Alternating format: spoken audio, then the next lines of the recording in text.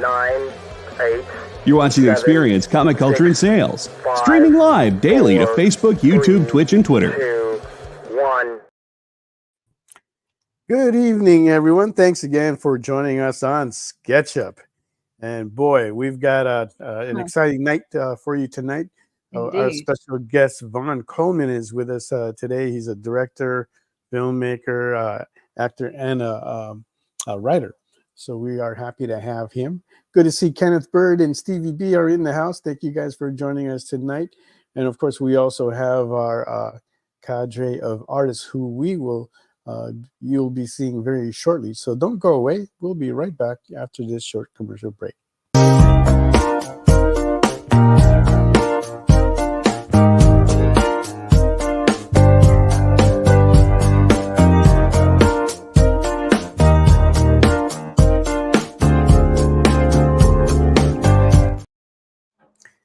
Hello, everybody. Thanks again for joining us on SketchUp on this 1 week before Halloween. How do you guys feel about that? Halloween. Yeah, that's coming up. Wow. And I'm hoping to have a special episode next week. I'm trying to see if we can put that together. But in the meantime, tonight we have our special guest, Vaughn Coleman, with us tonight, along with our cadre of artists. And if you haven't yet, go ahead and hit that follow button. Help us gain more followers so that way we can continue to bring you wonderful content like our show. And Nick Barucci's the original art show that appears every Friday night at 7 p.m. Eastern time, right? And if you haven't yet, if you want to get in on the freebies tonight, totally free giveaways, put in #EXP Phenomenova. That's what we're going to be talking about tonight. Hello, Mike. Glad to see you there. Good evening to you. Yeah. He's calling us the left. We finally met Stevie, one of our viewers. Yeah, we managed to have lunch with we managed to have dinner with Stevie B last week before we did New York Comic Con, and it was a pleasure, total pleasure meeting with you, Stevie. Thanks again for that wonderful evening. Definitely one of the highlights of our time out there in New York. And then he brought with him all the artwork that he got from the show. It was an honor. And there was a ton. It was like a trip. Was it trip to memory lane? Yeah, it was kind of like a trip down memory lane. He had a lot of your stuff, and then we saw stuff from the other artists like Bong and guys like that, Don Wynn, and some of the projects that that came down our path, like the Mutiny from Fair Square. That was a good piece to see. Yeah, I love that piece. But what stood out for me, about Stevie, was that he it was like meeting an old friend, which is weird because we never met before. Right. That's the one that stood out. I was very comfortable. But anyway, we need to introduce these people. I'm sorry. So Mog, let's talk about you a little bit first. Okay. So what did you think about the New York Comic Con? It was great. It was cold, but it was great. The public transportation was the most nightmare I've ever dealt with, but we persevered. We're alive, and we're wiser. So next time, if there is a next time, I know how to prepare. Yes, we spent a lot of money on transportation, not knowing our way around, but so much money. Definitely next time we'll be that expense is going to be cut more than half. Oh my God! We figured that out, but that's was nightmare. Part of learning the beast. But what was the highlight for you? Meeting the people. Okay. It was meeting East Coast people in particular, like people I've never really they're not. I only met maybe 2 people that were my prior clients, and everybody was new, and that was very nice. That was nice for me. I met an awesome artist from France, and he was sitting next to me, and it was so weird because his personality and my personality was almost the same, except you just change the gender again, kind of like you guys know what's his name, Sean, that comes on the show here. It was like that. That was a very bizarre part for me. So it's the people that made the most impression to me. What about you, Mel? Definitely, yeah. It was the people. They Yeah. were very friendly, very acceptable. So we had a good time there. JD, no, I don't know. We, probably bring a taser is probably gonna would probably be Oh, helpful. But we were mugged in a public bus. We were mugged. It oh was yeah, funny. yeah. To tell you, when we Oh, get maybe to the middle of the show, we'll tell that story. But like one night we went out with William Russell, one of the artists, writers out there, right? who's And he? he's kind of like a big, tough guy. Oh yeah. And we went into this restaurant, and Mog is asking him, "So are you like Mel, where you keep track on like how to get out of here? You've got your escape routes planned, and Yeah. You you always know, sit where you face the he door. basically But said the same thing yeah, that I you told face the Mog. door. Like always keep track of like your exit Yeah. routes, and I'm Yeah. always facing the exits. I keep track of like who's around me and who Yeah. they are and what kind of feel do I have about them and stuff like that. Yeah, constantly, and it's just Hmm. something that was me growing up in the neighborhoods that I've Yeah. been in, and to watch for things like that. But Hmm. yeah, so but for the most part, one thing I did enjoy that I liked was So riding cold. the ferry across the river Oh yeah. to get Very. into New Jersey where we were That was staying. an So experience. that was a highlight. The pictures there, Yeah. panoramic pictures of the New York City skyline, fantastic, absolutely beautiful. Beautiful. Yeah. Yeah. All right, so we got that down. What are you going to be drawing tonight, Mog? I am gonna finish up. Hey, I hear an echo of myself from you. But anyway, I'm gonna finish up on uh this piece, Joker. And Okay. then after I do my final touches, I just wanna sketch maybe like a kitty, like a cat. Everybody loves cats. So Okay, but that Joker piece is a commission. What are you going to be drawing for the auction? yeah, like I said, a cat. Oh, you're going to be drawing a cat. I Okay. want to do a kitty. Okay, she's stuck on these cats right now. But hey, that's it's her choice. Yeah. Samurai Joker. Yep, is up. All right, so our special guest tonight, Von Coleman. Let's bring him out. How's it going? How's it been going, buddy, Hello. man? So It's a shame I missed you guys at New York Comic Con. I was there, but you would, Oh. 4 days. You think Yeah, you'll meet everyone, and then nope.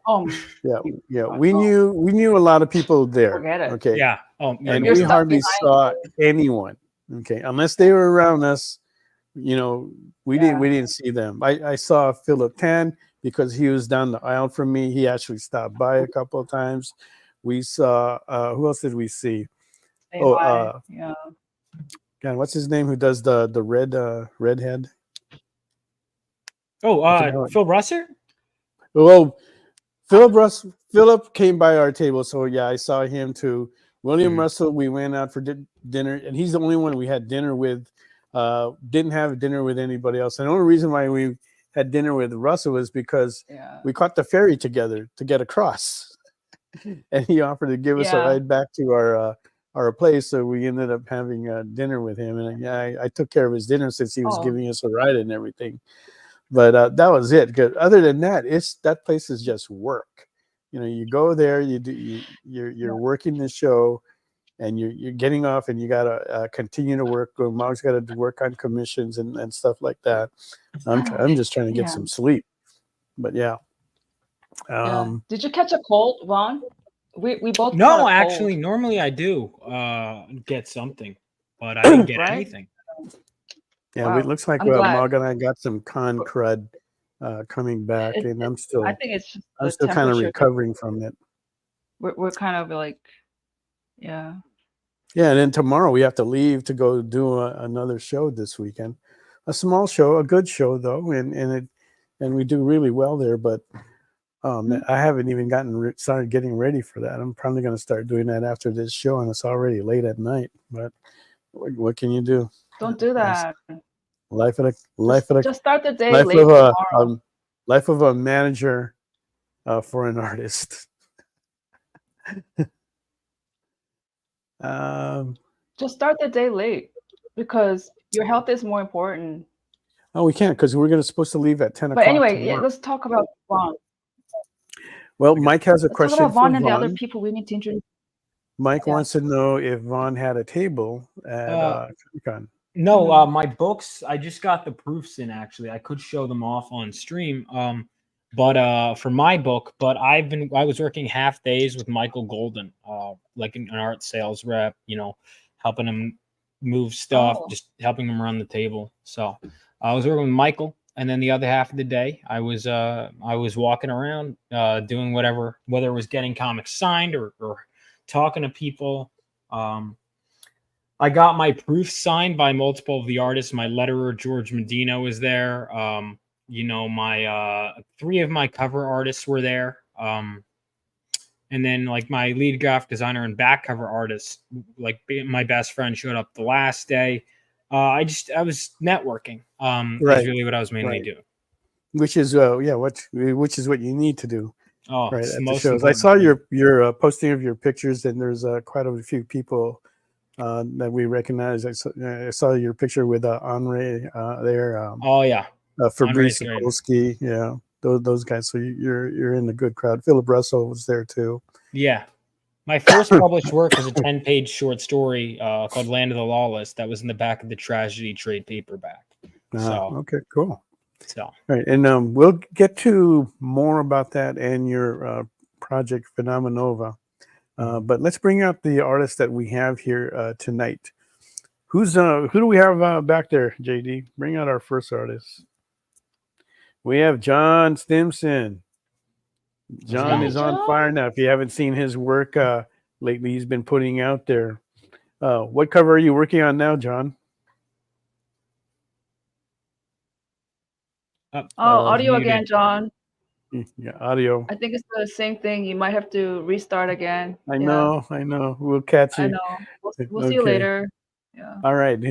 Who else do we have back? Mr. Fish. Always good to have Mr. Fish here. Me and John are on here so often together. We ought to start carpooling to the show. Yeah. Oh, always good to have you guys on here, man. Yeah. So how are you doing, buddy?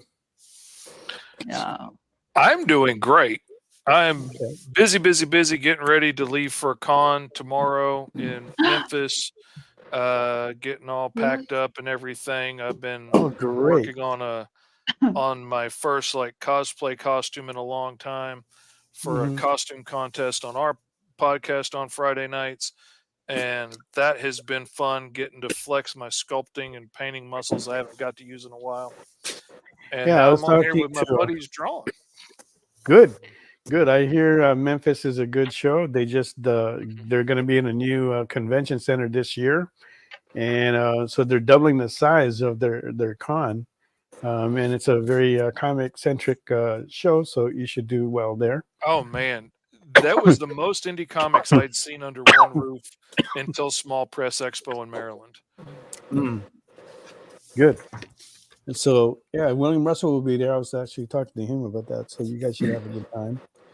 All right, John. So yes, sir. And so, what cover are you working on lately now? Not a cover. I'm working on some commission stuff that's got to get wrapped up. I can't remember what I got. I got other covers here somewhere. Something for a book called Thief in the Night. And then I'm doing a cover for Atrocity Press, Human Hunters, and I think that's what's on the schedule coming up in the next couple weeks. Okay. And what are you going to be drawing tonight for the auction? Well, Halloween theme, how to do it. Yep. So I'm doing Marvel Comics Satana, if you remember her. It's like from the 70s. There we go. Oh, yeah. I actually like that character. Yeah, I thought she was cool. Yeah. John, it's funny. I actually worked on a book that you did a cover for, Purity, with by Nick Capone. Oh yeah. Yeah, I edited that book, so he was telling me. I remember he was excited. He was like, "Oh, I got John Stinsman to do a cover," and I was like, "That looks great." Yeah, he's a sweet guy, very cool. Great guy. Yeah, absolutely. And I'm envious because you got to spend the weekend with Michael Golden, who is my all-time favorite artist. Oh yeah.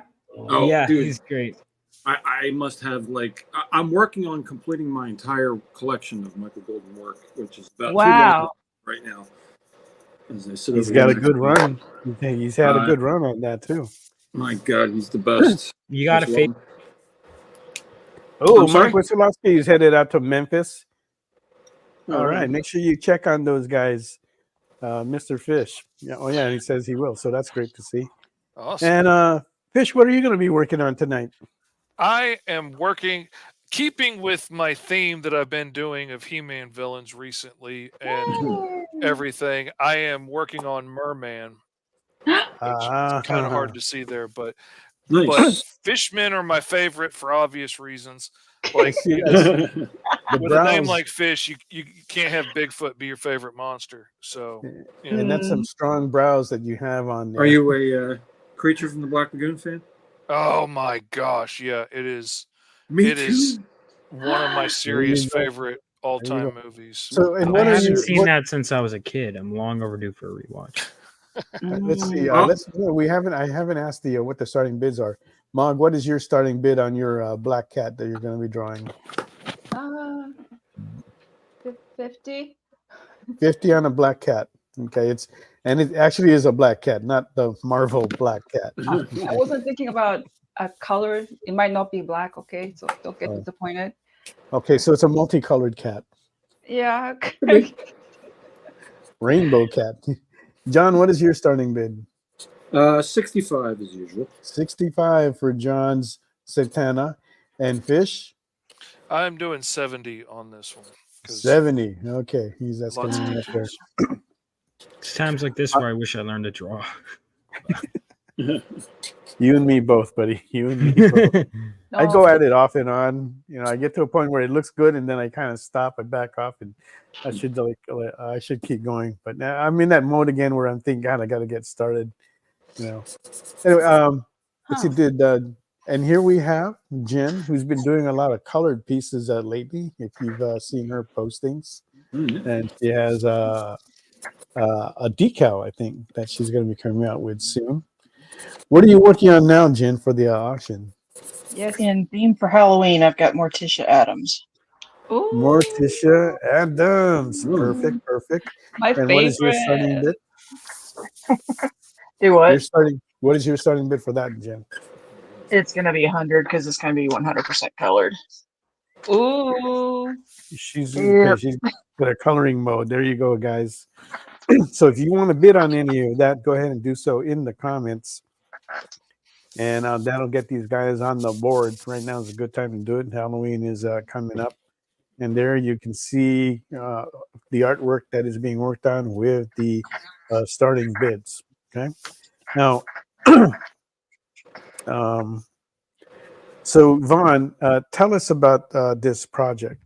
Yeah. So Phenomenova, I mean, this is something I've had in mind, ever since I was a kid. Here's the cards for it. I'm not sure if you want me to share my screen or what you want me to do. Yeah, share them on the screen. All right, which I have. The campaigns are closed now. I have the mailing list, but all the cool stuff is on the campaign pages. Should I show the Kickstarter, Indiegogo, Fund My Comic? Yeah, let's do that. Which one should I show off? You can start with. Sorry, turned it off for a second. Which one? You can start with the Kickstarter if you want. All right, sure. It's the same stuff across all, but here, let me all right, my screen's being weird with Kickstarter. It tends to happen. I don't know what it is about my Mac, but so I'm gonna do the Fund My Comic Plus. It's where I made the most. But across all three campaigns, I made a total almost 18K. But Phenomenal issue 1, Lightning Strikes, is a superhero story set 20 years after World War III. Basically, the story involves the idealistic son of a war hero who strikes out to become a superhero, inspired by his father's legacy and the legacy of those that came before him. So in this world, superhumans basically created an arms race that led to World War III, and we've survived it. But that doesn't mean that things are over. And so this being in the future, he finds himself trying to stop a heist at a nuclear reactor in our first issue. I really wanted to, I always say this in an age where I feel like a lot of comics are very cynical and just media in general, that I wanted to bring back an optimistic feel. And I felt one of the best ways to reinforce that was to show that we survived World War III because of the power of superheroes and what they represent. And now we have a character that's just, he really believes in the ideals. He's this bright-eyed kid, but he's definitely, you know, he's impulsive, and giving someone like that super speed with lightning powers is just a recipe for disaster. Basically, Phenomenova is going to be the name of a team he's going to join. Issue 2 is almost complete. Issue 1 is at the printer. So you can join my mailing list. And regardless of what platform you prefer, I believe in no customer left behind. So if you see in the links in the private chat, I put the mailing list for Phenomenova. It was the first link I sent. Join that and you'll be notified when A, issue 1 is available on my website, and B, when issue 2 is out. I plan on, as soon as issue 1 is in my backers' hands, going straight into issue 2, which is 4 pages away from being done. So wow, okay, so you're close. Very close. Yeah. And when are you planning to launch that second issue? I'm planning to launch probably late November is what I'm hoping at this rate. Okay. So that's like within 4 weeks. Before Thanksgiving? Or Thanksgiving weekend? Before, that would be, I guess it would, I'd have to look at it. I'd have to look. My artist, I'm getting nervous actually, because it's been a while since he turned in my last couple pages, so I want to get an update on him. But yeah, that's where I'm at. So issue 1 is 65 pages of story, 68 pages total, and issue 2 is going to be 24 pages. I wanted to give a giant size first issue, kind of like how they used to do, you know, a New Mutants graphic novel, Caliber graphic novel, and then go into the series. That's what I was going for. Okay. So, and how much were you selling that first issue? How much was I selling it for? So, or if somebody wanted to grab it, how much would it be?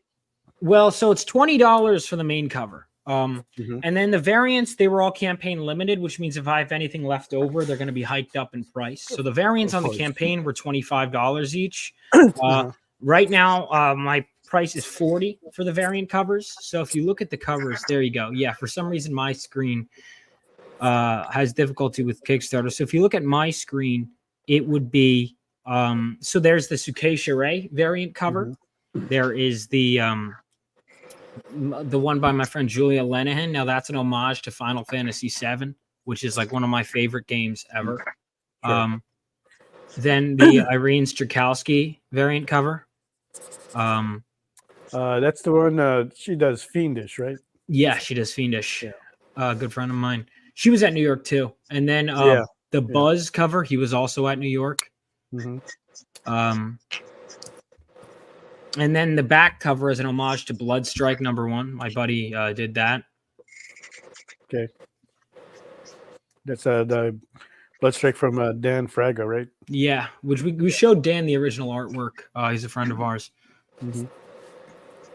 Cool.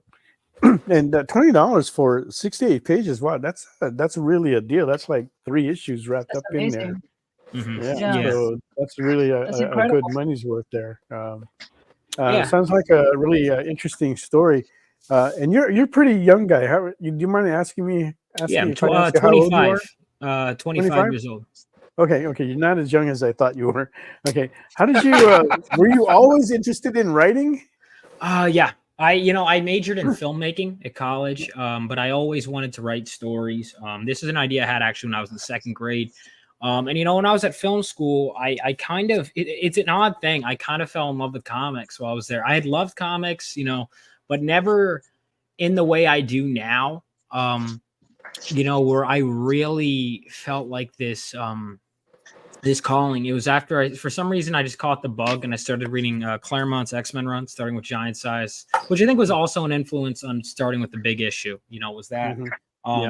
And I just the storytelling in that, the idea after idea after idea was great. And then going to conventions and being into the culture, and then discovering like live streaming, and the independent comic book scene, you know, it really drew me in, and realized that all these big budget ideas, I could either sit and wait around for studio permission, you know, and really spend all these crazy time on sets, which I'm not, you know, against doing filmmaking. In fact, I was just working on an idea, but I realized, like, to get my ideas out there, you know, and the capacity that I could do it, the comics was the way to go.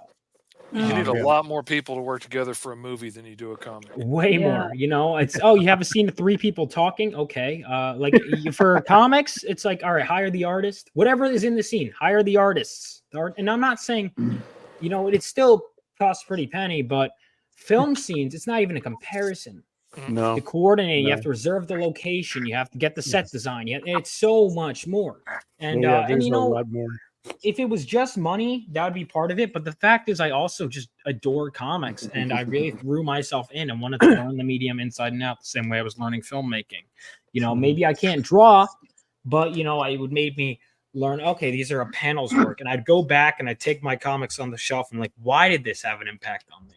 And really keep going and going back to the masters that came before me. And, you know, I'd ask around, and I'm lucky to have, you know, friends that I've made often through cons, sometimes online, who have really helped me. And it's been great. And it's amazing how you mentioned the X-Men with Chris Claremont, especially in there. You started with John Size X-Men #1. Yeah. Because, you know, that happens like, that's like 50, maybe almost like maybe 60 years ago. And the impact that type of storytelling that Chris did back then, with how he maneuvered plots and subplots, it was still amazing. And with so many characters and the diversity that he had in there, dealing with all that. Because even then, I was already collecting for about 4 years when Giant Size X-Men came out. And that was what really, really hooked me in deep into comics. And to hear that from you in this later, you know, decades after, it's still a testament to that Chris's storytelling and the work that he did back then. And I did research, did look at your posting and how you had posted about how you had met your hero Chris Claremont at New York Comic Con so many years ago. Oh my God! So it was good to see, and I can imagine how that was, because that's probably the same way I felt when I first met him at San Diego Comic Con back in 1985. Wow. Well, he was what? I mean, that was a great year too. I mean, that was was that as Guardian Wars? Was that 85? I think so. I think as Guardian it might Wars, have been, and that was really good. And it's so funny how you mentioned it, because I loved that story, that series that he told there, in those X-Men books, and the art too was fantastic, with Art Adams doing that stuff. Yeah, I got to Art Adams was sitting across from us. It was actually funny that it just happened to be that way. Art was across from Michael, which of course, you know, is funny because Art Adams's art hero is Michael. So you know, so it's just cool that we were across from him. I'm obviously a big fan of Art Adams. You know, I love his stuff. But yeah, I mean, it speaks to getting back to talking about, you know, and how that connects to my comic. You mentioned the fact that it links generations, it links people, and I think that's what good storytelling does. It's unites people, all different, you know, ages, beliefs, what have you. And I think that's what that's why, I mean, look at anime right now. I mean, they're across the other side of the world, and yet they're making people resonating with them like crazy. You know, it's a timeless thing. You know, I think about how I grew up watching Godzilla movies, you know, I mean, and then X-Men, you had like, they were speaking to a deeper humanity. You know, you mentioned the diverse characters, and it's true. I mean, Giant Size literally is just the people from all over the globe coming together. It was an international gathering. You know, but there was a common humanity and an idealism. Exactly. And I guess that's what I think that's ultimately what unites people, and what I remember when I was coming back, I was like, all right, there's a million people trying to do my superhero story, coming of age superhero story. What? And I was like, well, I could reinvent the wheel. But I decided instead of deconstructing it or what have you, that I was going to solidify everything I love about superheroes and boil it down to the core. And what I found was my book is basically about someone who has these, like, I made the great hero of this world literally an angelic knight in golden shining armor, right? How do you even come close to that?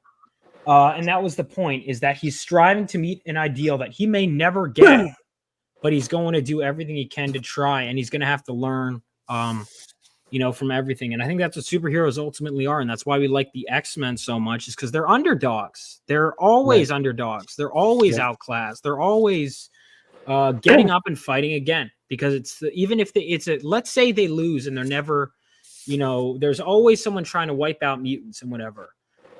But they never go Magneto's direction. And I guess that's why I was, that's why I really, I don't know, something about that, just that. No, I feel you. For me, it was a kind of like an escapism, because I could relate easily with the X-Men, because they were an outcast, and that's kind of like how I felt growing up. Not completely, but there's a lot of times that I felt like I was out of place in the community that I grew up in. It's no longer like that now, but that's how it was growing up. And so it was easy for me to relate to the X-Men, and why I guess I cling to them so tightly during that, more than some of the other characters that were introduced in my life earlier, like Thor, Captain America. I was a big fan of the Avengers, and I can't really say that they were an outcast, but just they were going on some great adventures that I liked reading about.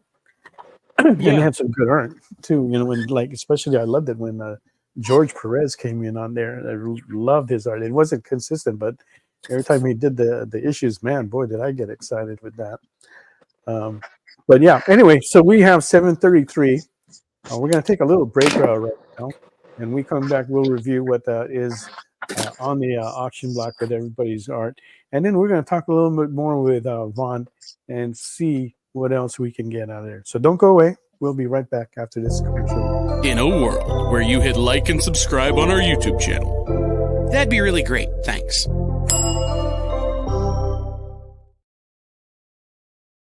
Symphonic verses, Nocturne's romance.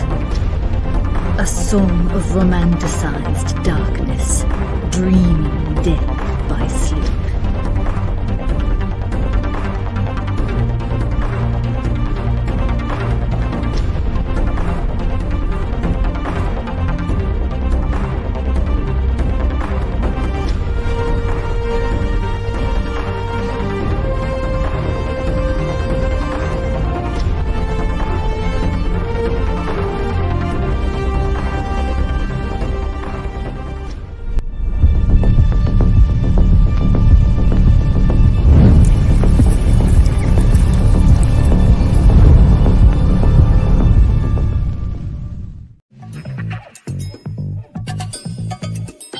Live from New York.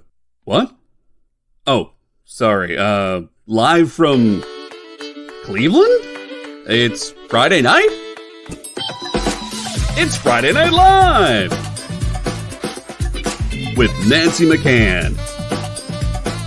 And Ricky. And sometimes Carlos. And featuring boxes and boxes of rare comics. Unique collectibles. Lots of smiles and conversations with new friends. Friday Night Live with Comics Unlimited. Friday night from 9 to 11 on The Experience.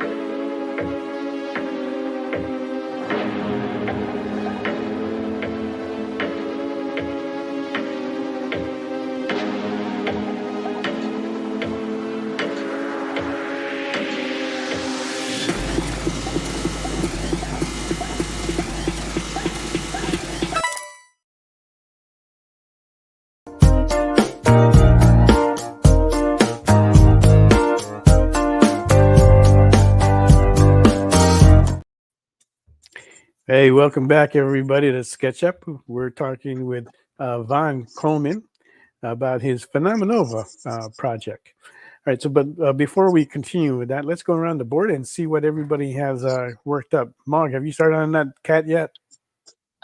No. Okay. But I just finished this. All right, so So you're going to be starting on that cat soon. All right, let's take a look at Jin, who is working on Alicia. What's her name again now? Adams? Morticia Adams. Morticia Adams. So pretty. I got stuck on Art Adams. Morticia Adams is coming out in color. Starting bid on that is 100. So we are looking for that first opening bid. Things in here. And there we go. Stevie B knocks it, places it on the board with 100 for Morticia. I knew he wasn't going to be able to pass that up. All right, and then now let's go to John, who is working on Satana. Look at that. The only thing that sucks is I need this red marker for the entire thing, and this marker is like dead as hell. So I don't know what the hell I'm gonna do now. Other than to let anyone who buys it know that I will get this marker on Amazon. There you go. Finish it up, but hopefully you'll see most before it goes of it. out. Okay. And John is looking for a bid of 75. Is that correct? 60. 70. 60? 65. 65 on 65. that. Okay. And he will get that red in there. So if you want to put John on the board, go ahead and place a bid on that in the comments. Okay. And then next but not least, Mr. Fish. I'm afraid the line has gone slack. We no longer have fish on the hook.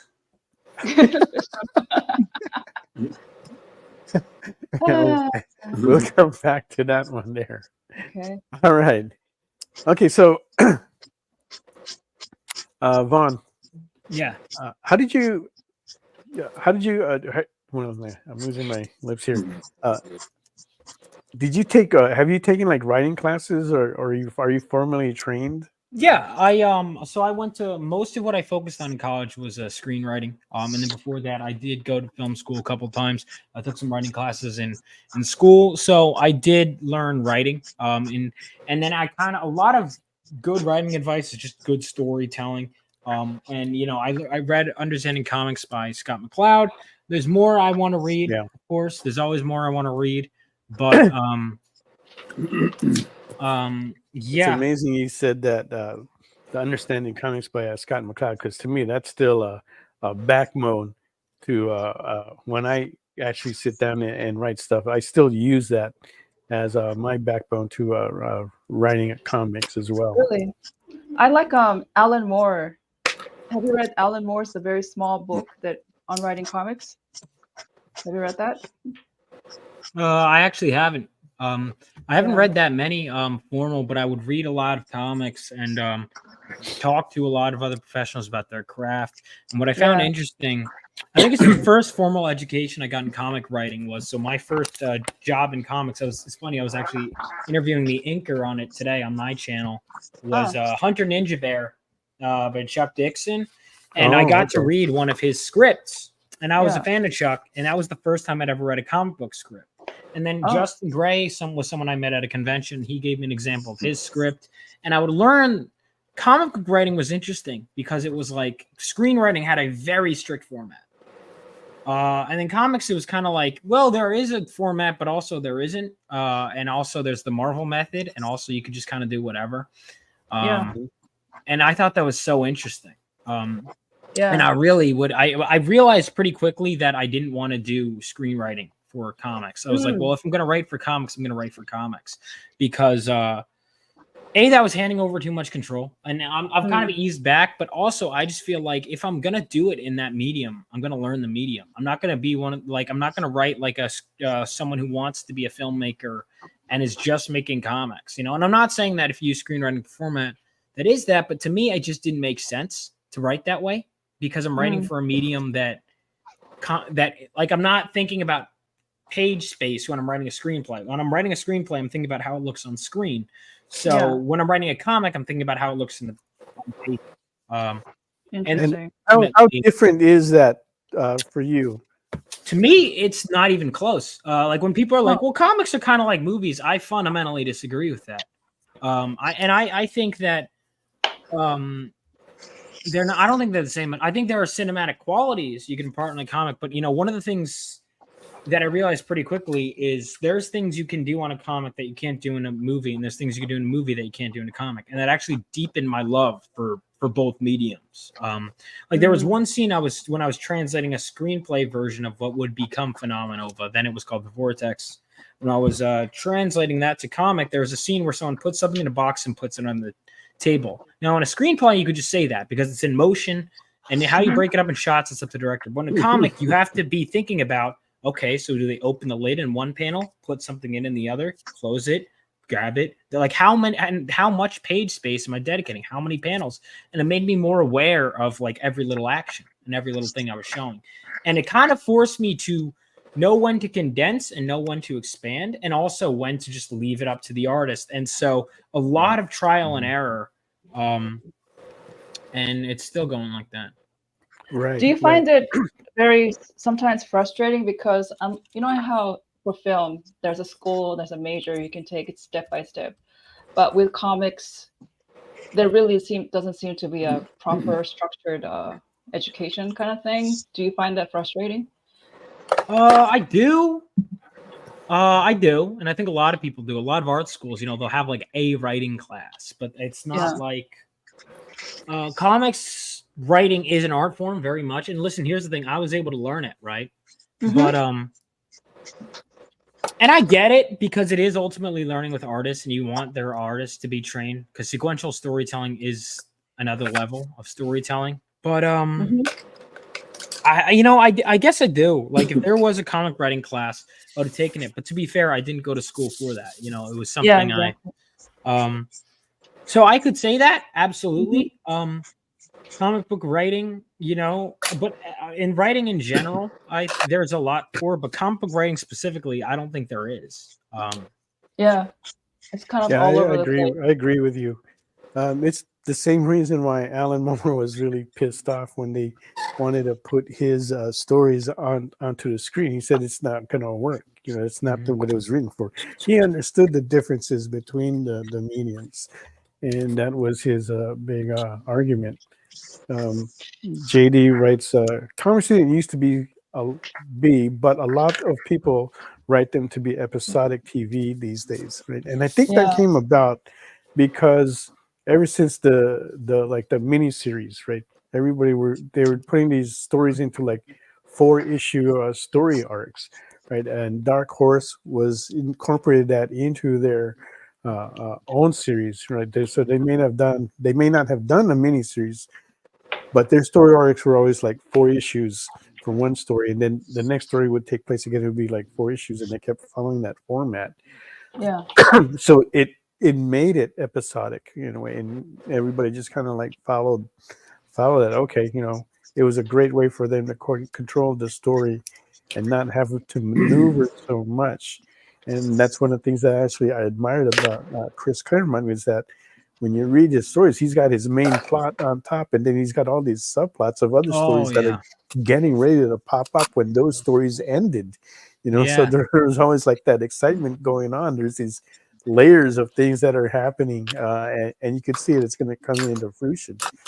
Oh yeah, I mean there were so many, and I think that's one of the reasons why Inferno is such a beloved storyline, because it was like culmination of not just multiple plot lines, but across multiple series. I mean, you had, and I think that they've definitely learned a lot of the wrong lessons from that. But I mean, they took like, okay, so New Mutants, you had Magic, who was always struggling, right?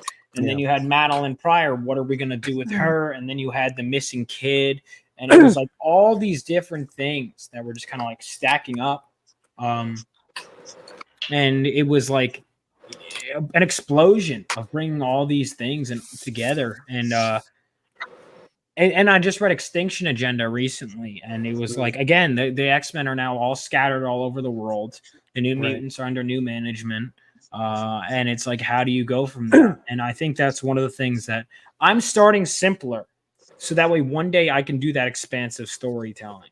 But for now, I'm starting with it's a team book. Phenomenova is the name of the team, but I'm starting with one character named Galvanite, and I'm building that up. But I want to give a satisfying read. With 65 pages, I want that to be a satisfying read, but that you're going to want the next one and the next one and the next one. And that's my ultimate goal. Most people now want to start at the end, and they want to start with the expansive Marvel universe. And that took decades to build with, hundreds of amazing artists and writers working together for decades. You don't start there. You start with a cool story people want to read. Yeah, I have hundreds of issues worth of ideas, and I think a lot of the problems, I have this many pages, this many characters, we'll get as many. It's like, no, slow down. Yeah. All right. Exactly. They trust you with one character, they could trust you with the next and the next. Yeah. I'm not by no means a master, but I would, and I approach it from the mentality of there are people that know better than me. I remember at film school we'd have a writing group, we'd share stuff, and I was sharing my comic scripts, they were sharing, and we would share. And my friends, I'd be like, "You guys don't get it," if they ever. And I'm realizing, okay, if I'm in a room of 6 people, and they're all not getting what I'm putting down, maybe it's because I'm presenting it wrong. Maybe it's You're just reading it wrong. Yeah, and that's when I realized, okay, if no one else is getting what I'm saying, if it's not resonating, and they'd be like, "This resonates, this doesn't," and so I would keep rewriting over and over and over again until I was in a place where eventually it's never going to be perfect. Eventually, you do just have to go. And I went, and I'm glad I did.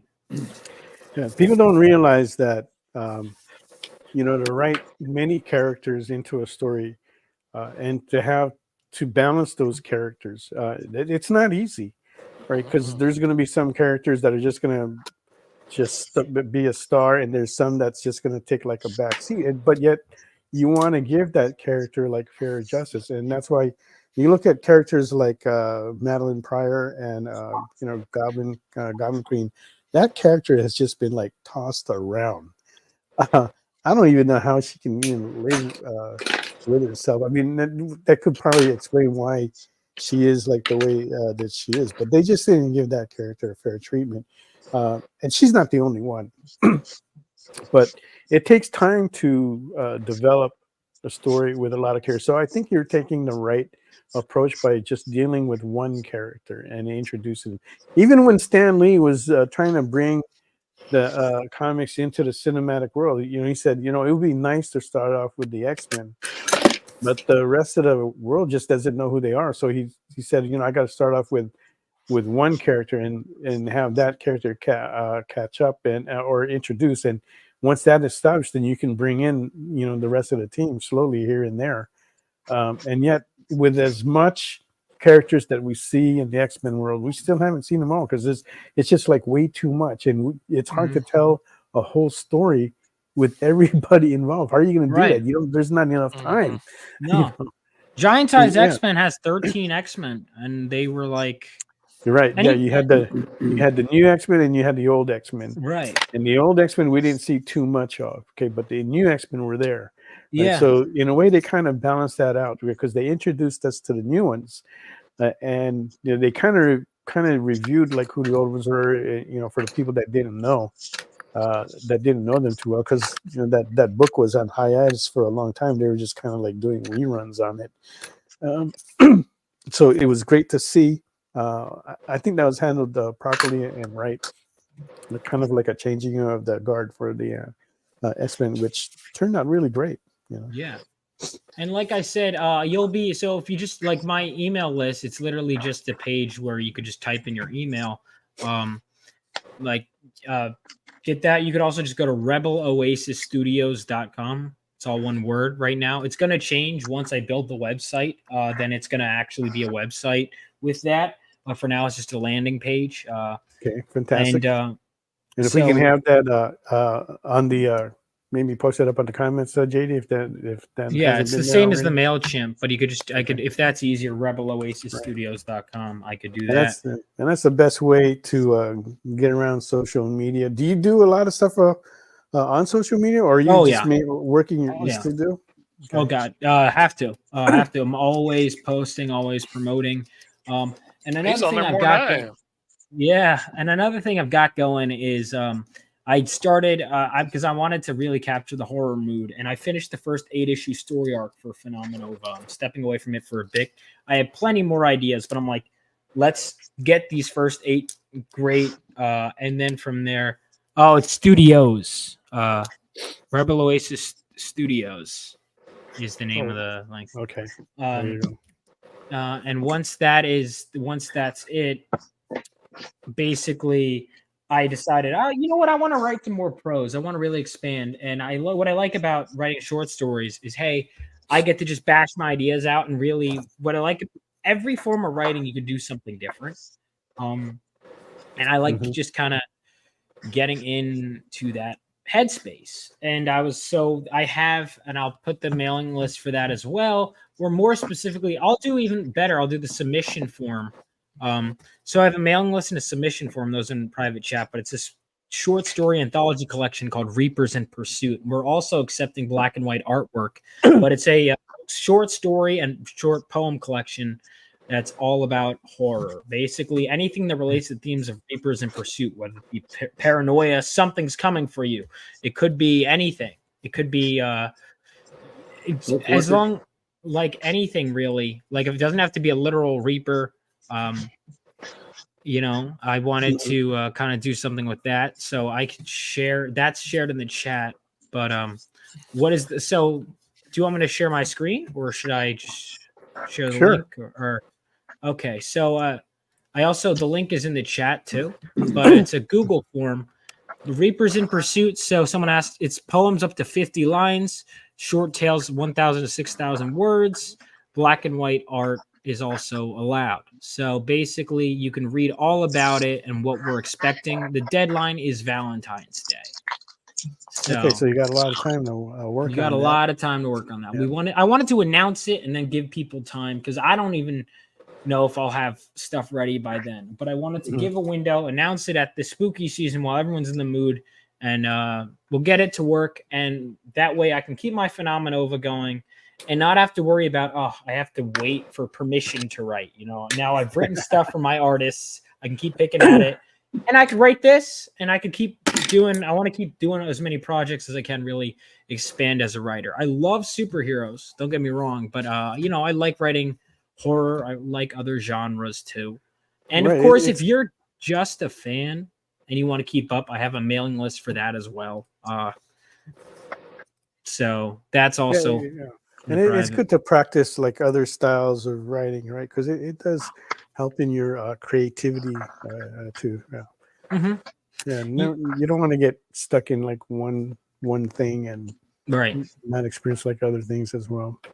Yeah, I mean, you look at getting back to like even X-Men. Like there was some genre pushing. Like you have the Brood Saga is like kind of a horror story, right? Yeah. You had they'd go sci-fi, they'd go whatever. Right. I mean, one of the things I like about superheroes is how they're able to stay superheroes while crossing genres. I mean, the Demon Bear Saga crossed into horror. I was just thinking about that Demon Bear with the Bill Sienkiewicz and New Mutants. Yeah, that's total horror. Or even Frank Miller going in noir with Daredevil. I mean, Year One is kind of like a detective story. I mean, I guess Batman is full of those, but like especially Year One is like a police. It's more about Gordon, I feel like. Basically, because that's how what Batman and Daredevil were back then when they started. They were basically detectives. Yeah, that just had these special skills, but now they've been like elevated to superheroes in a way, and they don't. It's not too much detective work that they're doing as much as they were before. Right. And we kind of some of us kind of miss that that kind of genre storytelling. Then having the mind like figuring out, okay, well, who did this? Who done it? Basically, it's those whodunit stories that we don't see too much of these days. All right, so let's go around the room and see where everybody's at, and then we'll be taking another short break. Mog, have you started on that cat yet? What do you have so far? Put you on the big screen, okay. I see a cat standing up, Mog, you're talking muted. to. Okay, I see what you're doing with that. Do you know? She's You doing. guys know Kiki delivery service? This is actually Nope. Kiki, and this is gonna be Gigi, but like really big. And then underneath is Magikarp, and Gigi is holding a knife, a butcher's knife. So she's So it's a turning fun- this into a horror story. Yeah, it's it's actually humor, you know. Humor. Yeah. Oh, did you see that? Parody From humor. the CBB says, Mug, our Long Island newspaper is running a cutest cat contest, and people have submitted thousands of photos. The readers are in the process of voting for the top 10. Woo, good luck on that one. Wow. That sounds super fun. Yeah. I would love to. Yeah. All right, let's take a look at Jen now. Looks like she's almost done with that Morticia there. Whoa. Now, that's a gorgeous Morticia. Okay. I mean, Jin always does, beauty so well. Jin. Beautiful skin there. Okay, that already has a bid. So if you're looking to put another bid on that, we take those in increments of $5. Okay. And then now let's take a look at the John, who's also has a bid on there. Right on. Has the opening bid of 65. We're looking for the next bid man. of 70 on Satana. Getting there, kind of. Like, Yep. look, you can see the arms here. Yep. If I run out of marker to whoever's buying this, if I run out of marker, just know that the rest of it will look like the arms do. All right, So so you he's can get gonna a he's gonna sense work on that. of how it's going to look Mhm. completed. All right, if you want to place a bid on that, we're looking for a bid of $70 or better on that to beat the 65 that's there now. All right, and now next, Mr. Fish. Mr. Fish with a Mr. Fish. Oh Awesome. man, that is, look at that. Lots of I little love detail. that coral, dude. That coral is awesome. Dude, that's Man, so that is freaking amazing fish. I would not want to see that face poking out of some coral when I was. Oh man, And that's the collar on his armor. Like I had to go okay. crazy with it and Cool. mix lots Wow. of different Gosh. eras of merman together and do Fish. my own take on it. I know. I've been I'm a doing my own scuba. take on all of them. I'm See, a my scuba favorite- diver, and I definitely don't want to see that while I'm diving. My favorite version of Merman is always the back of the card art that they never Oh made. yeah. That's the Oh, best yeah. version. I mean, they made Oh it man, since then, those but paintings on the original toy boxes, Mm. I could sit and stare at those things all day long. yeah, a lot of it was done by Earl Norham, who's a very famous Earl fantasy Norham, painter. okay. Mhm. Earl Norham, yeah. That's a great Did a guy. lot Okay, of work so for Marvel. we will be right back after this short commercial break. So don't go away.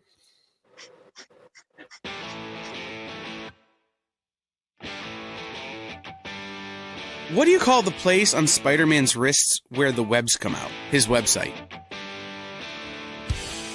I hate myself for writing that joke, but you'd make me feel so much better if you just visited our website. We have links to our merch, new release lists, all the show info, and so much more. TheEXPLive.com.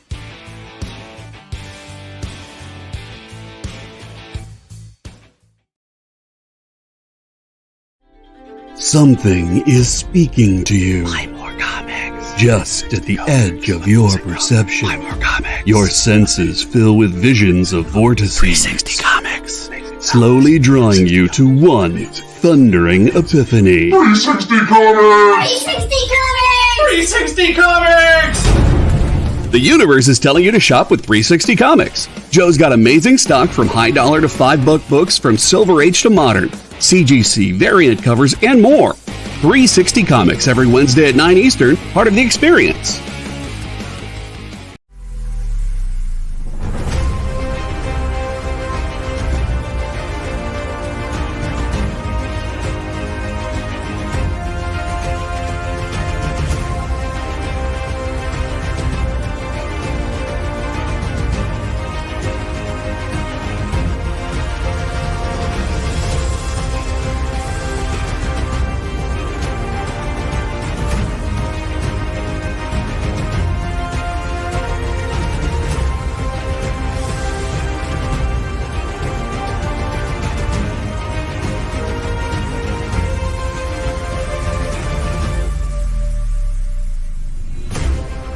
Ask your local comic shop to add Battle Quest comics to your pull list today.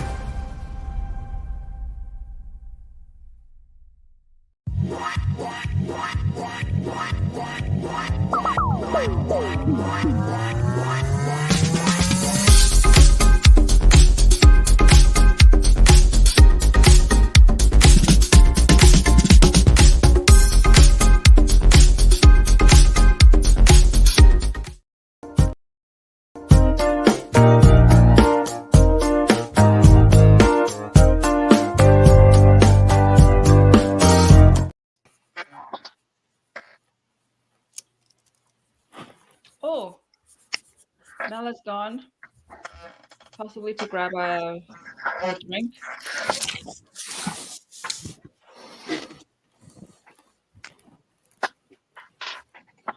All right.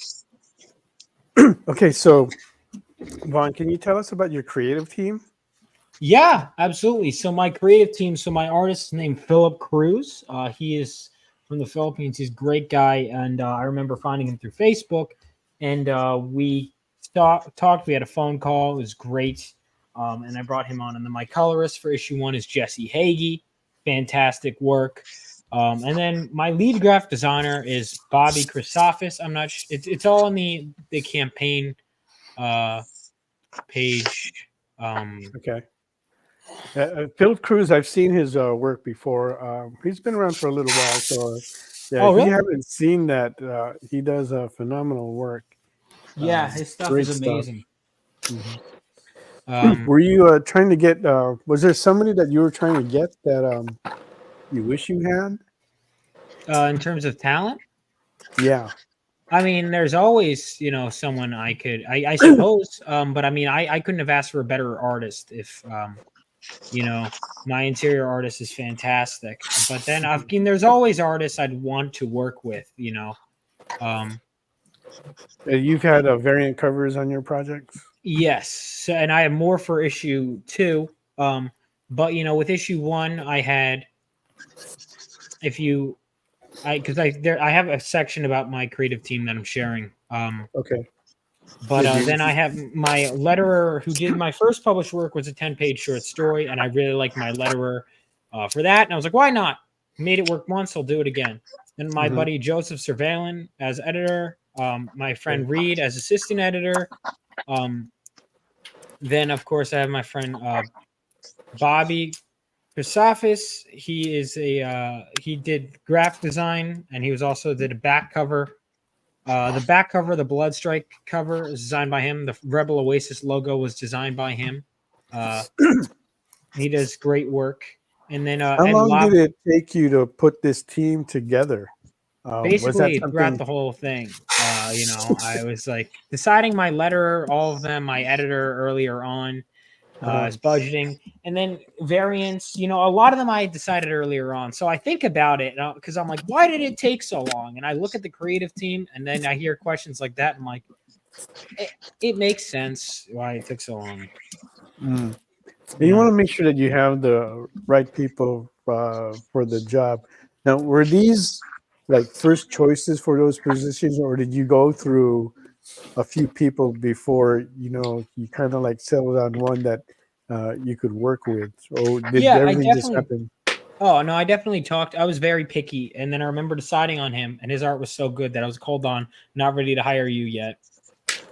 And I would almost like self-sabotage. Like, you know what? No, I'm picking you. You're it. Let's go. But I waited because his art was so good, and I'm like, I gotta practice my script. He liked my script. He was ready to go. I go, I don't think it's good enough. And I kept going. But Philip was great. Yeah, the campaign team you can see on my campaign page, and then I had certain people I was going for. Irene Strakowski was the first person I asked to do a variant cover. Buzz was like the second. Both of them were friends of mine whose work I wanted to see. Suke Sheree, I was interviewing her, and I was like, you know what? Why not? Let's bring her aboard. And then she killed it. And then I was at the gym, and I knew Final Fantasy was coming out. I was working on a video essay, and I was like, you know what? I have a scene where a blonde character, there's literally a part in the script that was like kind of homaging Final Fantasy VII. I go, why don't I have a cover of that? Why? There's the new game is out. It's a popular game. My blonde protagonist looks up at a futuristic reactor. Why do I not have a Final Fantasy VII cover? And my one of my day one trading card artists, I just finished that, and she's a fellow Final Fantasy VII fan. I was like, "Can you do a cover that's an homage to that?" And she's like, "Sure." And so she did. She whipped it up. It was great. And then I would ask people for a trading card. So I did another trading. I kept thinking of ways to boost my numbers, and I was like, "Well, you know what? If I get to 300 backers." We'll say also the fan art contest wins, and I did a live stream, and at the end of the art contest, I said, "You guys vote on this person. Okay, you voted on the winner. Great. Now you get to vote on a character. The winner gets to draw for a trading card if we hit 300 points." So that prompted everyone to promote, and he did a great job on that trading card. And then that prompted more people to back. I was always about giving people a reason to back my book. Yeah. And that was a big thing with me. Beyond just like giving the backers a special experience, because I was always transparent. You'll be able to get the book after. You won't be able to get any of the variant covers. You won't be able to get any of these like special trading cards that come free with your order. All these things were about that. I needed a day. I wanted to incentivize every action. So it was like Fund My Comic was not a well-known platform, but they were taking a smaller fee. How do I get people on there instead of, because I told them they were going to Kickstarter. Well, here's a mini print that you can get for free if you back on Fund My Comic. Okay, how do I convince people to pack day one? Because if you back day one, you get this trading card. How do I know about all these dates? Well, the best way is to follow me on social media and to, more importantly, join the mailing list. And now I have over 700 people on my mailing list. That's great. But how did you start? Because you're coming in this, you're a new guy. Yeah. People don't really know you. And you've got this new book you're putting out for the very first time. Terrifying. What did you do to try and hype that up, promote that, and get your numbers in the very beginning? Pretty much every day I promote on social media. I go on live streams. Live streaming was a big thing. Getting on as many shows as I can. And then I made a point of like even way out in advance. I had to make sure my launch date was set because boom, from that point, I'm going to get on a live show like almost every single day. Right. That was how, and issue 2, I'm already like, I got to line that up. So issue 2, I plan on doing the same thing. And yeah. Yeah, that's good. And that's actually good advice because that's what people ask me, well, Mel, what can I do? And I tell them, man, you got to get on a live show every day if you can, because you may only get like 1-2% of an increase off that live show, but you're doing that every day. Add those numbers up, and that comes up to a really, really, really big increase. And you get more of the word out there. People just keep hearing about your project, and so that resonates in their brain more consistently. And so I'm a firm believer in that as well. Get on the live shows. And it's funny is that as many people as I tell that to, only 1% listens and actually does it, right? And they're able to reap the reward of it. But it is a big thing. I think they're just scared. They don't want to talk, or they feel like they're not good as talking. But it's part. I believe it's part of the business. You've got to learn that art of talking and get. You've also got to be willing to put the work in. Like you've got to be willing to do it. Lots of people say they want to be an artist, but they don't want to sit down and draw for 40 years to learn how to do it. Actually, Fish, that's exactly what I was going to say. It's also part of the it's work. The amount of work is so daunting, so. Yeah, so I never did the work for being an artist, but I was, do the work you're willing to do. And that was the thing is, if you're creating a comic, you're not just writing and paying people. You have to promote like crazy. Yeah. It takes a lot out of you. It does. But it is so worth it. It's so worth it. Like I'm thinking, oh God, I gotta get on all these shows. And I'm trying to rephrase it. If I get to tell all these people about my book. Yeah. Like this is fun for me, right? Like you get to make all these awesome new friends. Yeah, you get to tell more and more people because every day, like I'm learning new people, like, and you could follow me on all socials. I'm just Vaughn Coleman and then Rebel Oasis Studios. But like, I'm learning about new people. New people are discovering me even right this second, right? Some people find me through my YouTube videos, my shorts, my TikToks, what have you, Twitter, Instagram, Facebook. I don't know, but the money is green. You know, an eye is an eye. And the fact that as many people back me as they did, I mean, that's a blessing. That's a blessing. Yeah. And even if you go on a show and you only get one new backer, that new backer, if he likes your stuff, will keep coming back and keep coming back and keep coming back. And it amazes me the number of people that are on my Kickstarters one after another that I have never met, I've never talked to, they're not friends of mine, but they come back every time for my stuff because they dig what I'm doing. I don't even know where I picked them up, but I'm glad I did. Yeah, that's the thing is sometimes I'm always wondering, where did this how did I get this? How did I get this person? You know, and I don't know. I don't know because I get when I'm so many live shows, like even someone's asked me today, like which one's got the most? I don't know because they could have just saw it on a rewatch. I don't know why they backed it at 3 a.m. I don't know what inspired them at 3 a.m. You know, or what have you. But I just know they backed it, and hopefully they like it. You know, that's my hope. It's this many people have backed it. My hope is that the product is good enough because I want to. I think because there's so many books that backed, then there's a long wait time between books. I want as soon as it's in their hands, issue 2 is ready to go. There you go. And you know, speaking of the shows, right? Even like for this show, you know, we might only get like 12 viewers, right? But the views that these episodes pick up later on, it's in the hundreds. So they may not be watching it live, but then later on, like a week later, you were looking at the numbers and go, "Wow, shit! It got over 100 views." It blew up. So they're still coming in there and watching it stuff, and that happens with all the other shows as well.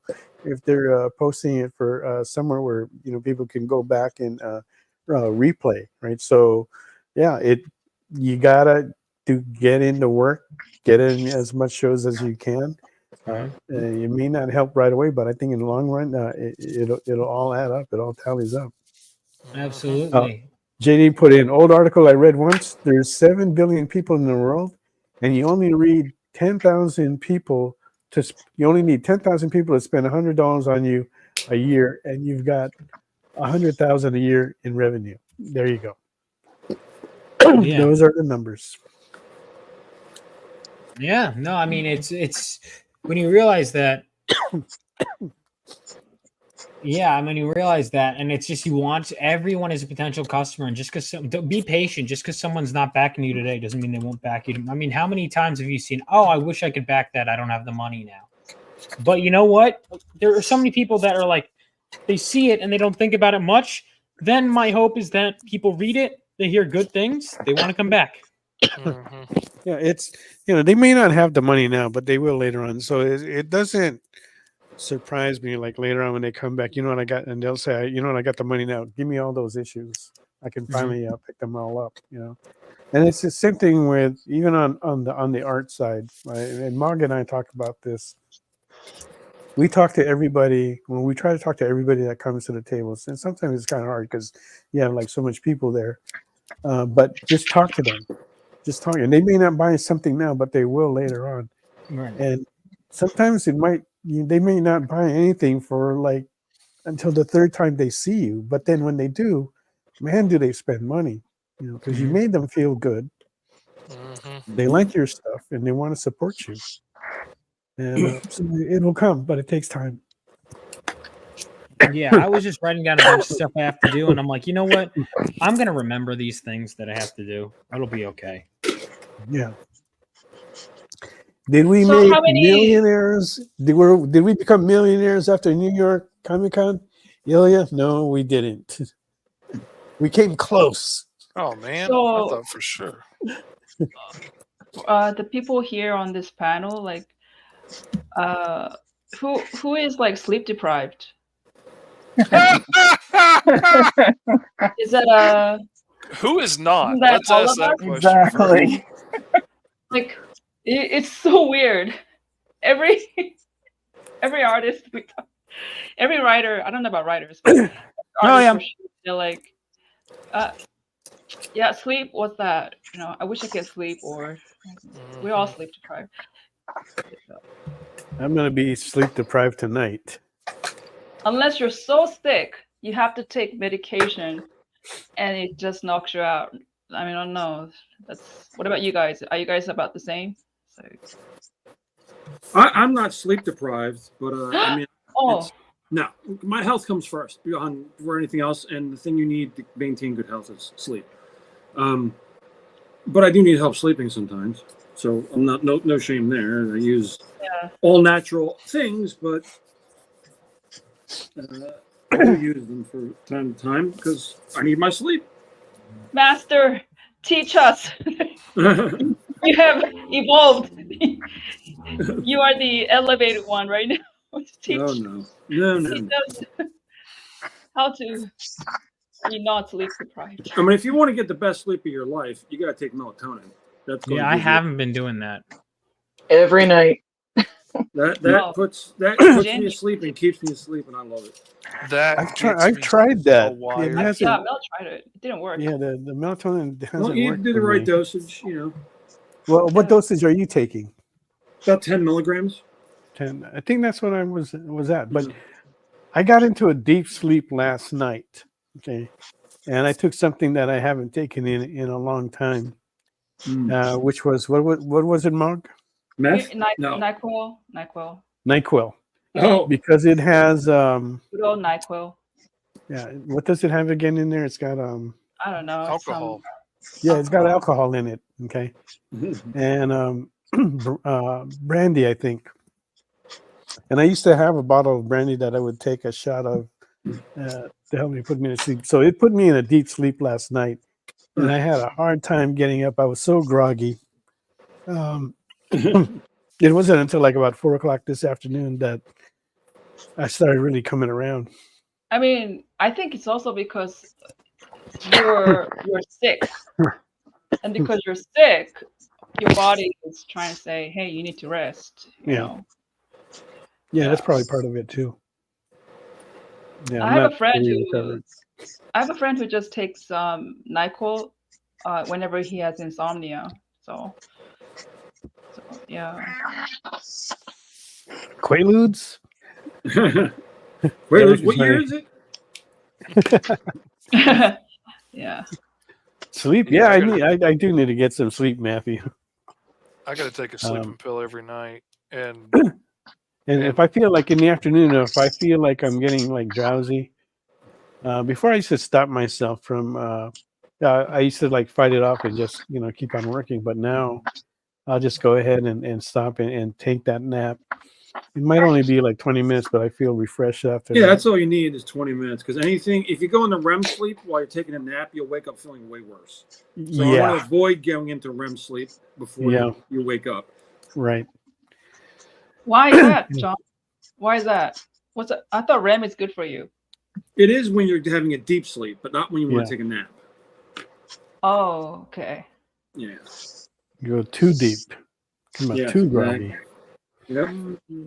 Yeah. All right. So, Vaughn, what's how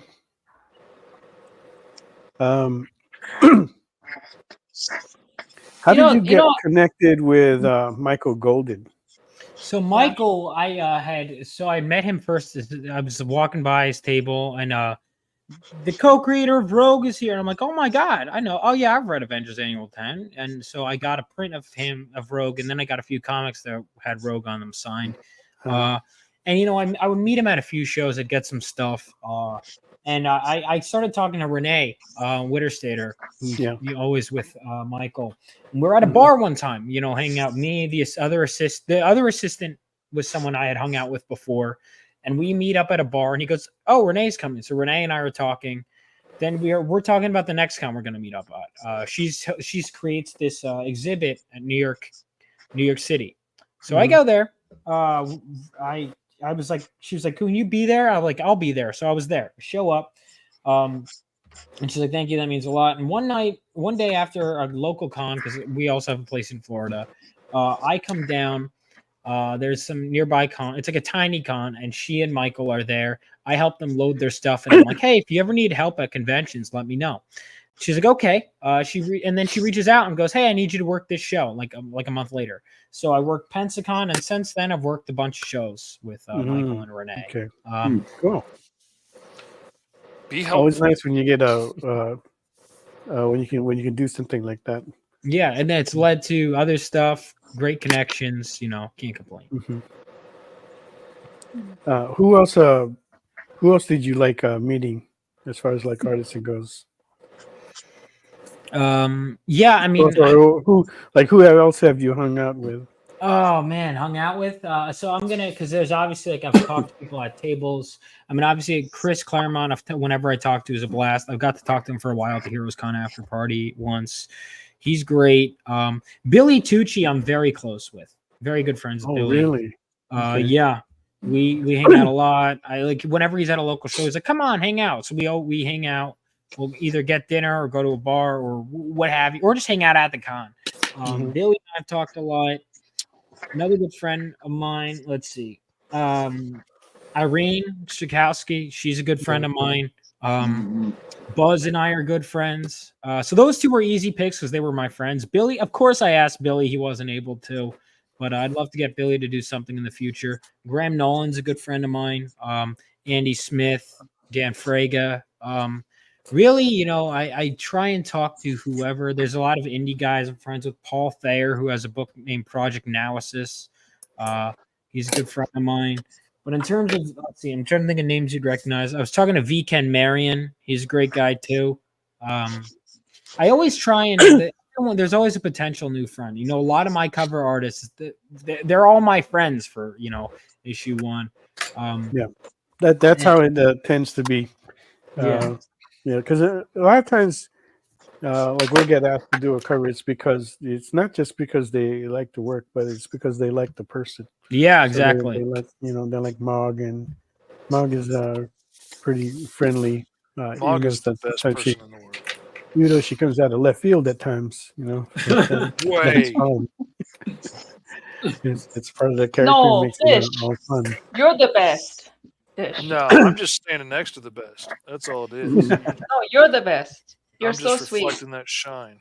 Man, you're the literal word for a gentle giant. Well, that may be. I may be in the running for the nicest giant, but you got person hands down. All right, let's take a look at what we have with everybody's artwork, and then we'll take our final break. Mog.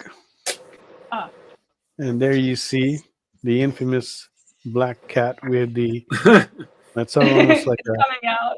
Can you see? Batosai knife or blade there. Yeah. This is Magikarp from Pokemon. It's like, hey, let's have sashimi tonight. And Kiki's like, oh, really? So something funny, It's cute, but yet there's something cynical there. Very, very cynical. Yes. Yeah. Inside of my Mog's mind. That's why I can't go into a deep sleep. Really? All right. Let's take a look at John. And Mog's piece is still looking for a bid of 50. So if anybody wants to place a bid on that. Cover up the non-finished part. It's gonna look like that. Wow. And that is looking for the next bid of $70. Wow. Okay. You're so good at this female body, John. Do you like use yourself as a model? It's like so good. Yeah, I use my my supple frame as a model every once in a while. Sure. Mm-hmm. That's right, man. Why not? Right. Exactly. All right, let's take a look at Fish. Oh, yeah. I forgot. Y'all want to see what I'm doing? Dun, dun, dun. Oh my God, I love it now, man. That's good. Man, that is I feel awesome so much looking. joy. That's really cool, brother. That is very, very cool. I really enjoy getting to go to town on the details and stuff. I don't get to do that all the time. So this is where I get to have some fun. That's where you should go all the time. You have fun with it, and it looks great. It takes time, though. Like, it does. I can get pages done in the time it takes me to do this one thing. And yet he did that all within 2 hours. Okay. Mm-hmm. And here is the lovely Morticia Adams getting the final touches there. That is looking for the next bid of. Well, we already have a bid on that, right? Yeah. And that was put on by Stevie B, who has $100 bid on it. So we're looking for the next bid of 105. If you want to put that down, just go ahead and do so in the comments, and that will get you in the running. And if you haven't done so yet, #EXP Phenomenova will get you into the running for the freebies that will be put up by Ron Coleman tonight. And Derek asks, was that a John and Lorraine Bobbitt joke, Mel? Ha, ha, ha, ha. I don't know if these guys are old enough to even remember that. But anyway, don't go away. We'll be right back after this short commercial break. Download our app on Google Play and the App Store. It's so simple, even my mommy can use it.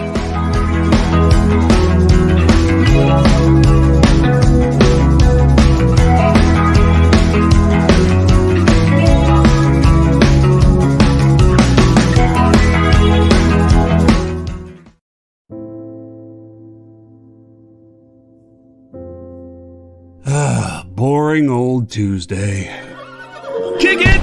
Hey, let's get to it. Henri Copen scours collections and comic shops to bring you the biggest deals on beautiful comics. I'm very eager to sell these books. Plus, he smashes those other boring sales shows. Henri's got fire, excitement, personality, key books, FOMO books. Pixie! FOMO books for ya. A cute dog. Weird accents. 69, bro! A wheel of skid bark? They do wheel spins at the end of every show. You'll laugh, you'll cry, you'll score huge bargains. That is Haktua magic right there, all right? Kicking it with Henri. Tuesday nights, part of the experience.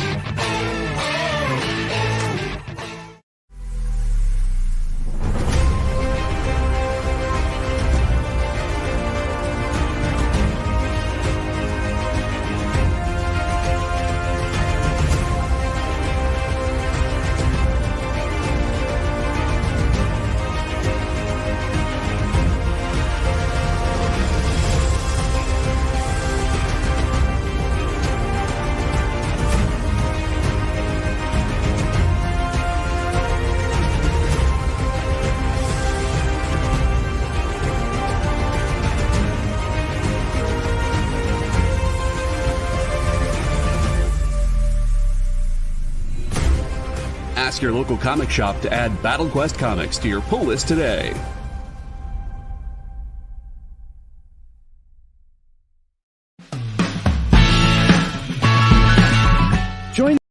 According to a statistic that I just made up, people spend 4 hours a day changing the television channel. People who watch The Experience don't do that. Save yourself a ton of time by tuning into The Experience and enjoying our new original programming 7 days a week. And then tell your friends. Think about the money they could save on batteries in the remote alone just by tuning into The Experience. Find out more by scanning the QR code below.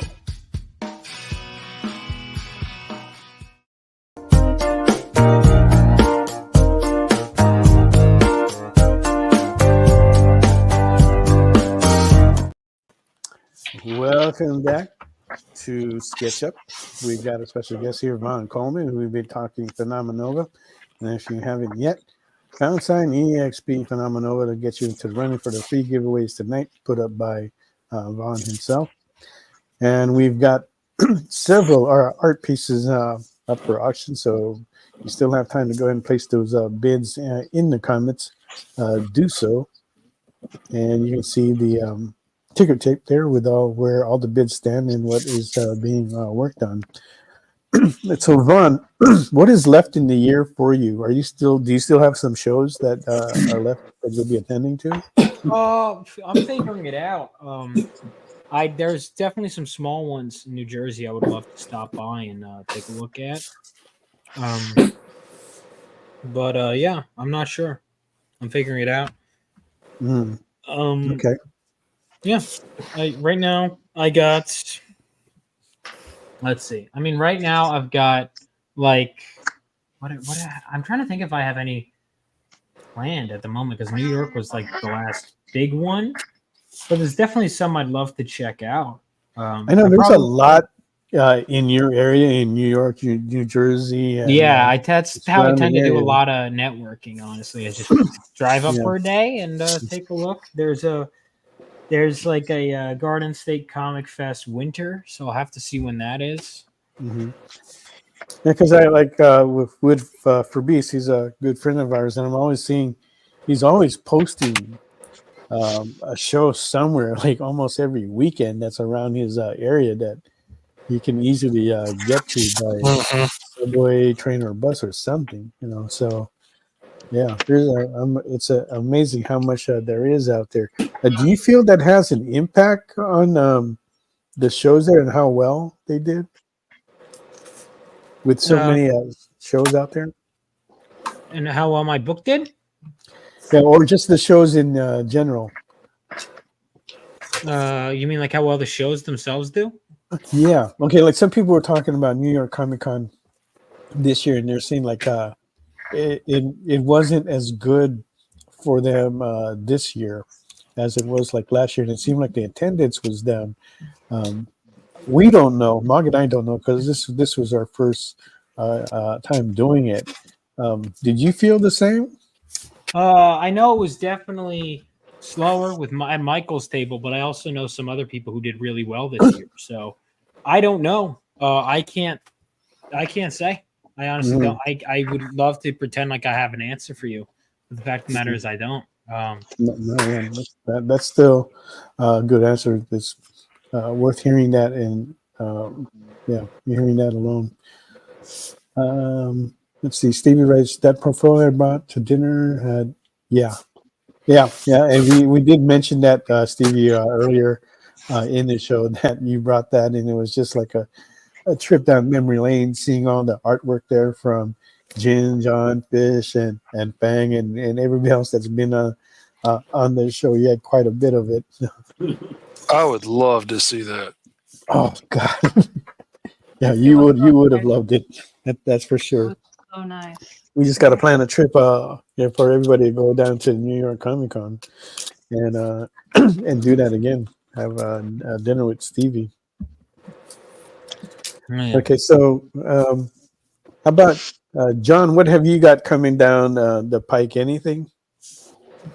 Yeah, I got a couple covers, and I would just tell everybody to keep posted to my Facebook page, which is my name, John Stinsman. And that's where I update everybody on everything I got going on. So if anything comes up, like tonight's appearance, I promote it on my page, so you can keep up with me and everything I got going on there. Okay. Hey, you made a recent post about Scarlet Crush, right? Yeah. What was that about? Just wanted to keep, let everybody know that I'm still doing it and it's still coming and it's still in the works and still planned, and I'm excited to do it. And, I just don't want people to forget. You got to keep things in people's minds so they don't forget. So that's what I was doing with that. Matter of fact, I'm just framing this one up. I got this nice little frame today at the comic shop. Nice. Crush. So here's number one, kids. Beautiful. There We're it is. starting with a new number one. You don't have to have read this book, but it helps a lot. I still gotta find, and I know I've got like extra copies of that. I just gotta find them somewhere.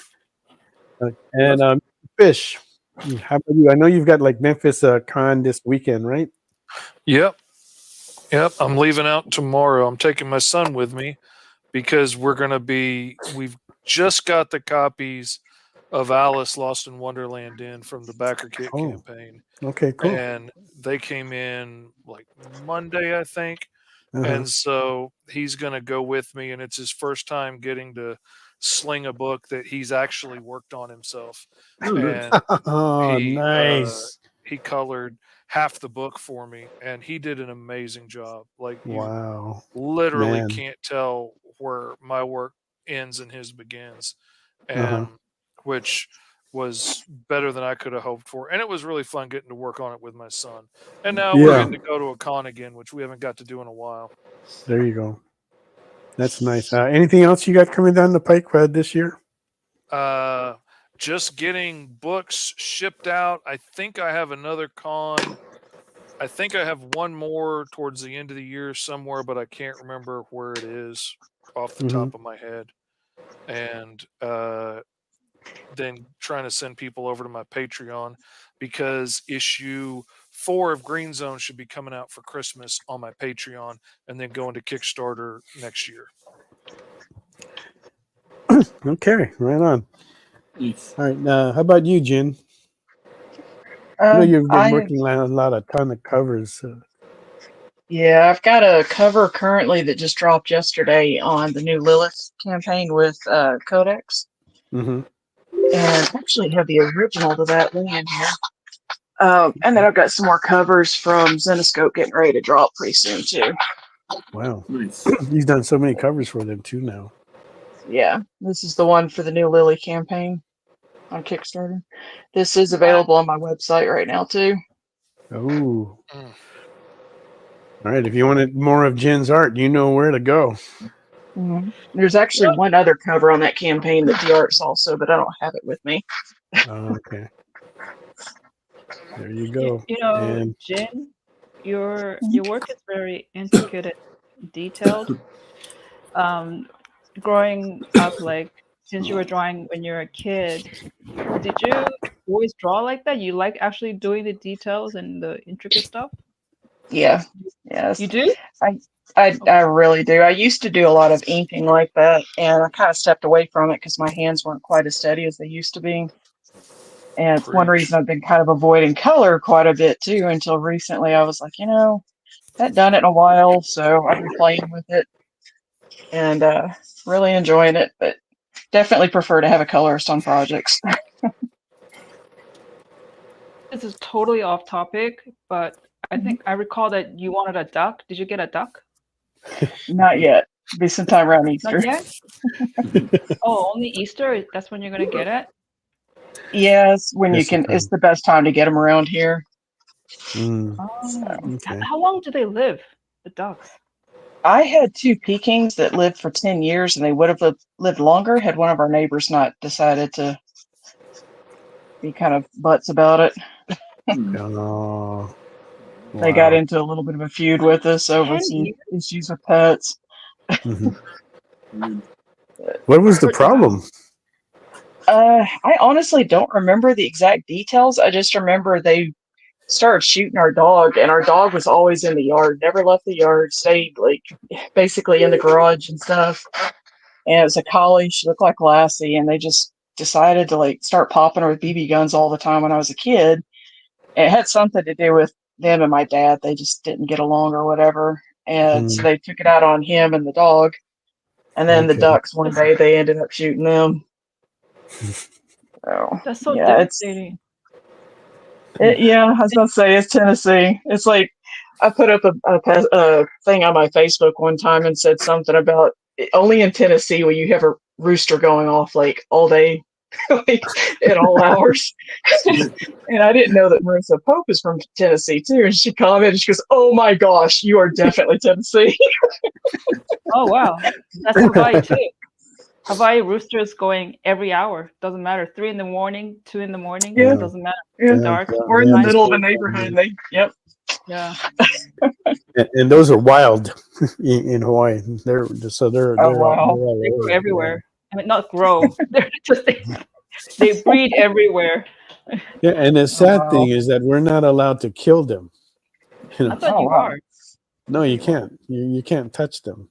Same thing with if you see pigs out in the residential area, you're not allowed to touch them, but you're allowed to hunt them in the wild. It's kind of weird. Yeah.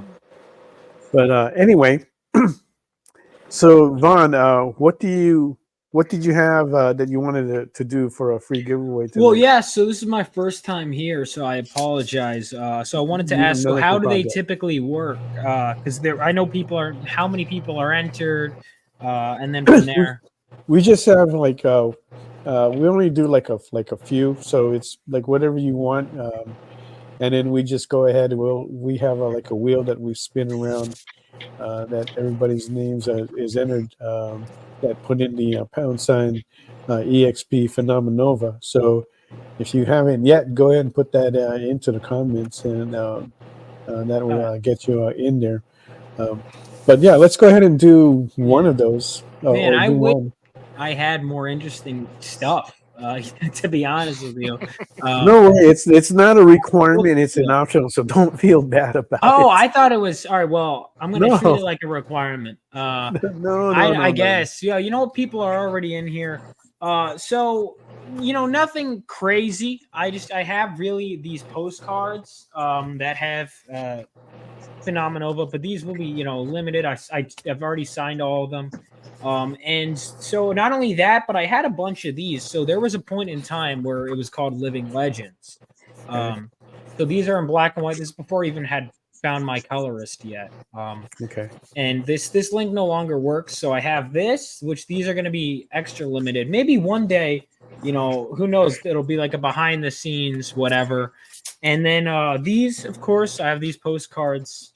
Really, all it has is a link to the website and the mailing list. I apologize again that I don't have much more. Nothing to apologize. You know, the cool thing is that these guys just like love art, and I've given away all kinds of stuff.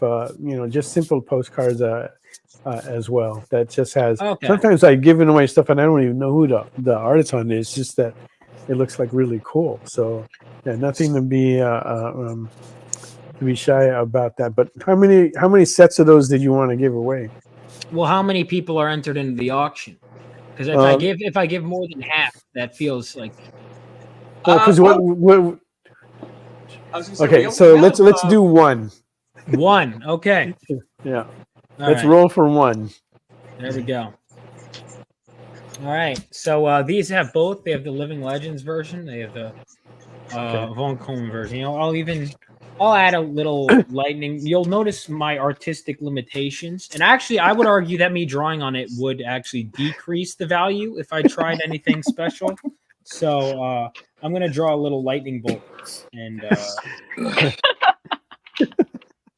people have asked me, they're like, oh, are you going to do your own cover? I'm like, no. I wouldn't buy that. Like, people are like, well, what about for a joke? And I'm like, I just don't know, because I just don't want anyone. There are those guys that are going to pay extra for that all cover. Oh yeah, there are some crazy so you can have that one mofos bad out cover there. in there, and somebody's going to get I guess, but I'd rather have a good cover in that slot. You know what I mean? Like, I feel guilty even printing the thing. To be honest with you, because imagine how hard my interior artist works just to have my cat. Like he's working that so would hurt hard as an interior artist, right? And then you just have a stick figure on the cover. Like, are you kidding? Oh my god! Like, terrible. Like, I just couldn't do that to the guy. I couldn't do that to me because I worked on this script talking about, and then it's just that's what I sew. I can't. I could do a crappy sketch, and then if people pay for it, okay. I don't know why anyone would. People did for Stan Lee. We've seen all kinds of stuff. Stanley. So, yeah, I mean, I have a stick figure Superman from Louise Simonson. There you go. So, yeah. But I'm not There you Louise Simonson. You know what I mean? Right.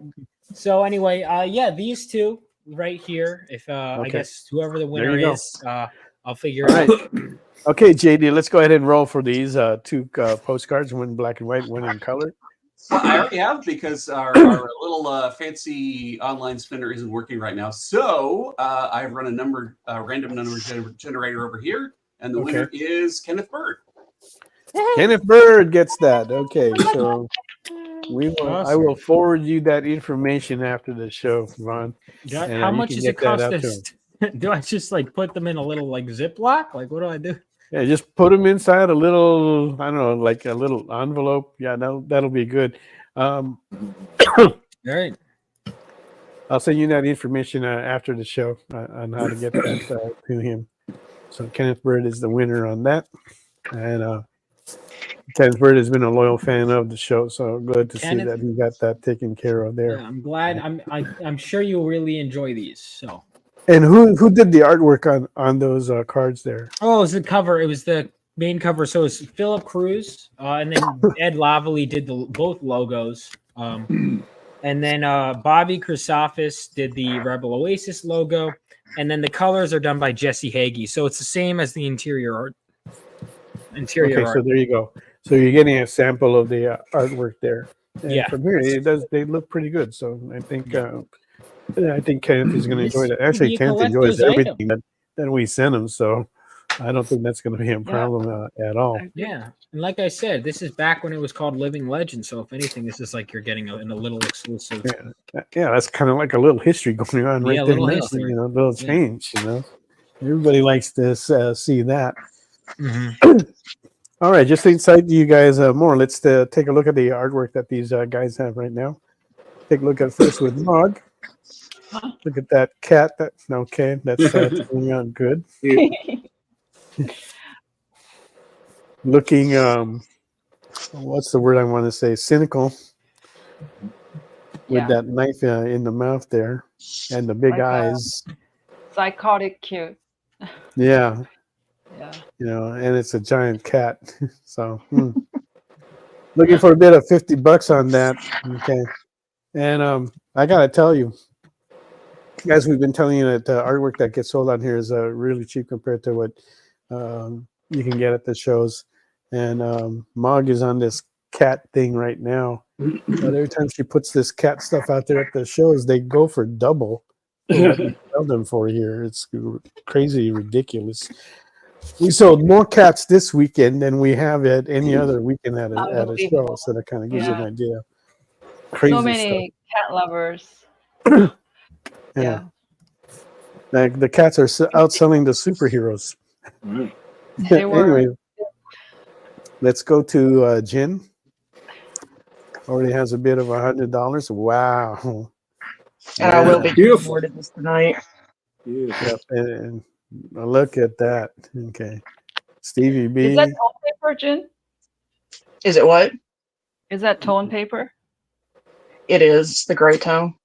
Is it like a 90-pound one where it's thin, or is it the thick one? Yeah, it's really thin. I love those. They're so good. They really are. And Stevie B has the current high bid on that for $100. So if you want to place a bid on that, we are looking for the next bid of 105, and you'll be able to take Letitia Adams home. Great present for Halloween. Okay.